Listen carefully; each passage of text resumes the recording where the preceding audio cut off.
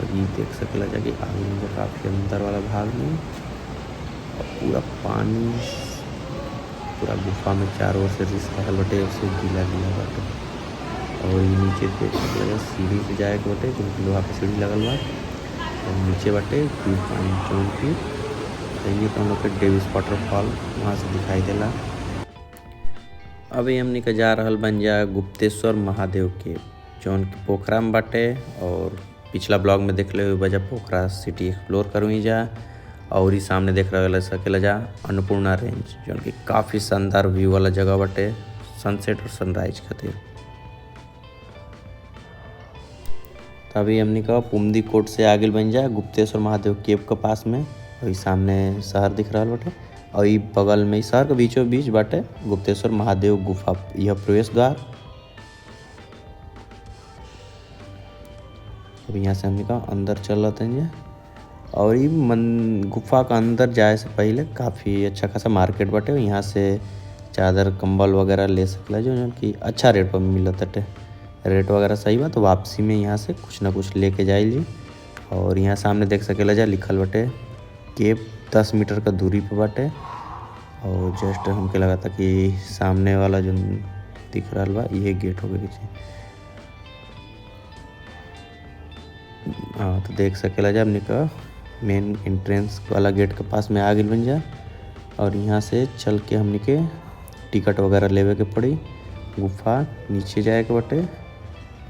देख सकेला का खूबसूरत ऊपर में बनावट बटे, लेकिन गुफा काफ़ी नीचे बटे। और टिकट इधर सामने देख सकेला जा थोड़ा बहुत भीड़ बटे, पानी वगैरह का व्यवस्था बाटे। और सामने बाटे टिकट काउंटर और एक बगल में प्रवेश द्वार। तो पहले चल के टिकट ले हल जाओ। टिकट का प्राइस बाटे नेपाली नागरिक के 50 रुपया और इंटरनेशनल विजिटर 100 रुपया। तभी हमने का टिकट ले बन जा और जाते जा एंट्री करे। यहाँ से एंट्री हुई और ये एंट्री कैला के बाद सामने देख सकेला जा गुप्तेश्वर केव लिखल बटे।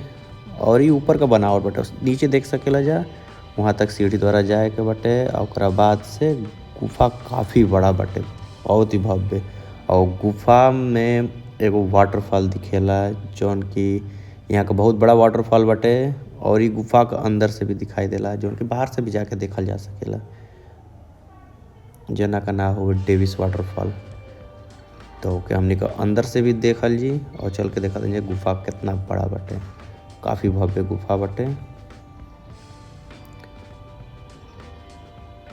और यहाँ भीड़ भी अच्छा खासा बाटे, तो हो सकेला नीचे में थोड़ा टाइम ज़्यादा लगे।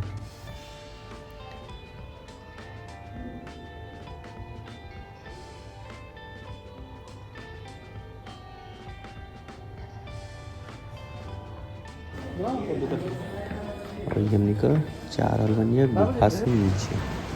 और ये देख सकेला जाके आगे में काफ़ी अंदर वाला भाग में और पूरा पानी पूरा गुफा में चारों ओर से रिस रहल बटे, उससे गीला गीला बाटे। और ये नीचे देख सकेला सीढ़ी से जाए के बटे, क्योंकि लोहा पे सीढ़ी लगल बा और नीचे बटे फिर पानी जौन की तो हम लोग के डेविस वाटरफॉल वहाँ से दिखाई देला, जौन की बाटे पहाड़ी के दूसरा भाग में।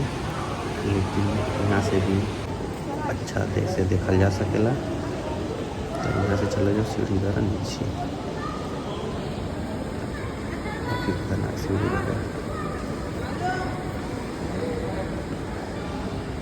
और देख सकेला जा कि यहाँ का जो पत्थर बाटे भूतकाल में यहाँ जरूर पानी का अच्छा खासा बहाव रहेगा। पानी के बहाव से ही गुफा का ऐसा बनावट है। और सामने देख सकेला जा पानी गिर रहा बटे, वह हवा डेविस वाटरफॉल, जौन की पहाड़ी का पिछला वाला हिस्सा से बाहर से जाके देखल जा सकेला। अंदर से ऐसे दिखाई देगा। इच्छा मागाची पूर्ण होती। कुठे आहे ते बस दाखव।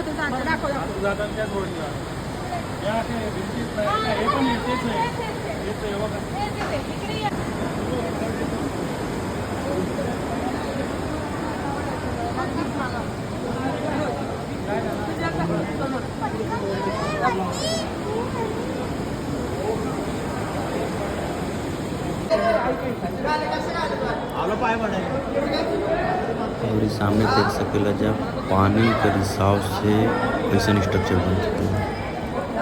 पूरा सब पानी के बहाव की वजह से भइल बाटे, जौन की बरसात में अच्छा खासा पानी अंदर रिस गया होता।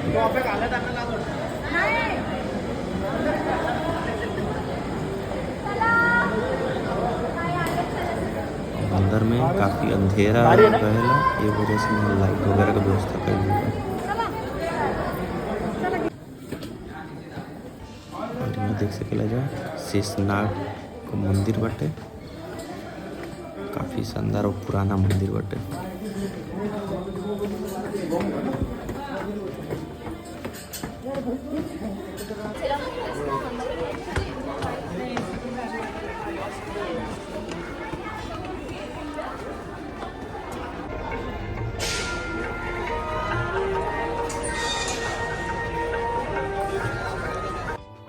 और ये गुप्तेश्वर महादेव गुफा, अंदर दर्शन करके आगे में जाओ। इधर भगवान विष्णु को बाटे लेटे हुए मुद्रा में,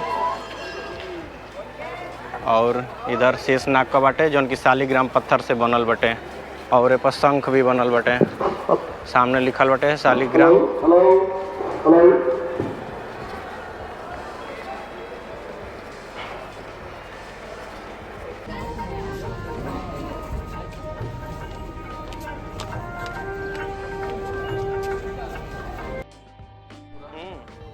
तब यहाँ से वापस जा रहल बन जा और यहाँ से कुछ सामान खरीदल जी। जैसे लेवे के बाटे शॉल, और यहाँ शॉल काफ़ी अच्छा रेट पर मिलत बाटे, तो चल के यहाँ पूछले रहनी जा आवत समय, वहाँ ही लेहल जी। और ये आगे गेट के पास में, और यहाँ बगल में भी दुकान, यहाँ से लेके फिर हम लेके चलल जी वापस।